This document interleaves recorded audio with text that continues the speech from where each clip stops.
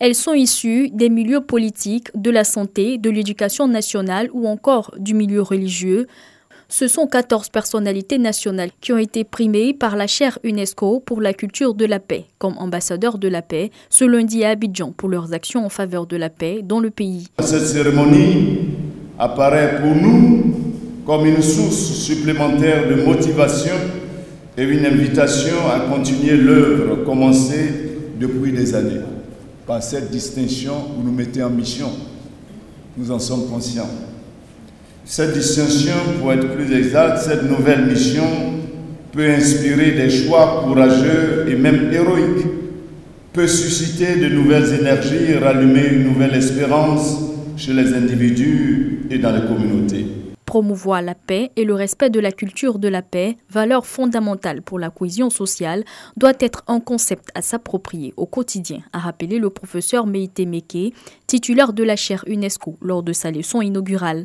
Autres prix spéciaux décernés au recteur de l'université Félix Houphouët-Boigny, professeur Abou Karamoko, à Anne Lemestre, chef du bureau pays de l'UNESCO, et au ministre de l'Enseignement supérieur et de la Recherche scientifique, Adama Diawara, également parrain de la cérémonie. Je voudrais une fois de plus saluer cette initiative qui démontre que dans notre pays, les valeurs de paix et de cohésion sociale sont toujours présentes et qu'il existe des personnes déterminées à préserver durablement ces valeurs.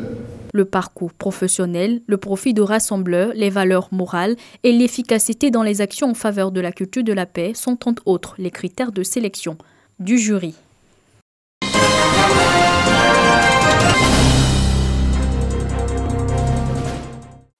Ils sont désormais des ambassadeurs de la paix et des promoteurs du vivre ensemble.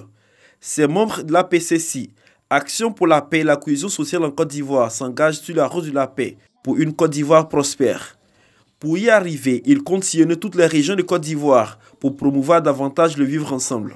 Nous avons une approche éducationnelle, c'est-à-dire nous allons former des leaders dans les différentes communautés, dans toutes les régions de la Côte d'Ivoire, afin que ces personnes aussi, c'est-à-dire les pères éducateurs, ces personnes aussi puissent aller former les différents leaders d'opinion dans les différentes communautés pour la promotion de la paix. Nous allons former les élèves à la notion de la paix, ce qu'on appelle Young Education for Peace.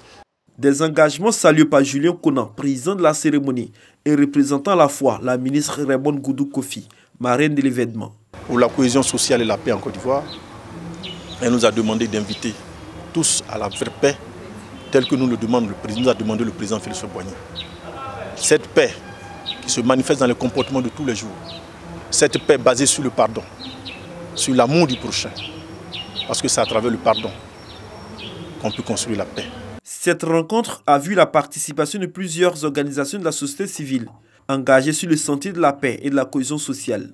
Elles veulent s'associer au mouvement Action pour la paix et la cohésion sociale en Côte d'Ivoire pour mieux porter le message de la réconciliation et du pardon.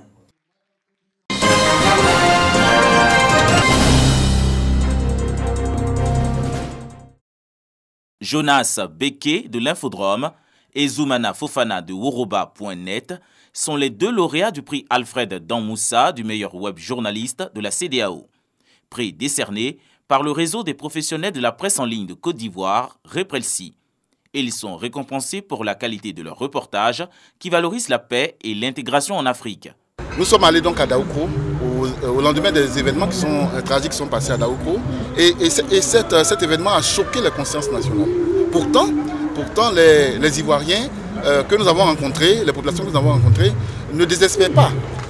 Pour ces personnes-là, la paix existe. Le prix Samba Koné de la meilleure entreprise de presse numérique de Côte d'Ivoire n'ayant pas été décerné, le président du Reprelsi a encouragé ses pairs à se structurer et à promouvoir la qualité. Vous savez qu'aujourd'hui la presse numérique est vue comme la presse poubelle parce que tout le monde veut s'essayer à la presse, tout le monde veut écrire parce que ces réseaux sociaux ou ces médias en ligne sont plus accessibles, etc. etc.